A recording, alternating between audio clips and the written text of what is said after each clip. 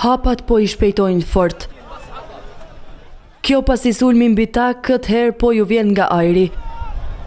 Me aq mundësi sa kanë, palestinezët rrugëve po sigurojnë bukën e gojës pas sulmit që e pësuan në ditën e dytë të hapjes së qendrës për ushqim nga Fondacioni Humanitar i Gazës. Për post raketave ajrore, aty u dëgjuan edhe të shtëna armësh, nga ku 3 persona e pësuan duke u lënduar më fort.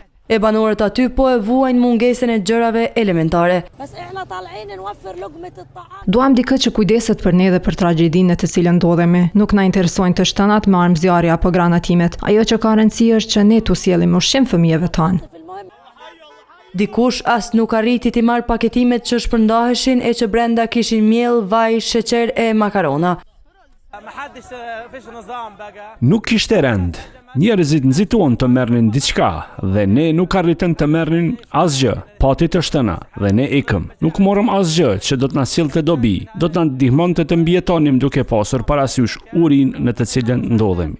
Nga organizata thanë se për shkak të numrit të madh të palestinezëve që kërkonin ndihmë, stafi në qendër ndoqi protokollet e sigurisë së grupit dhe u tërhoq për t'i lejuar ata të shpërnguleshin, pastaj më vonë rifilloi operacionet.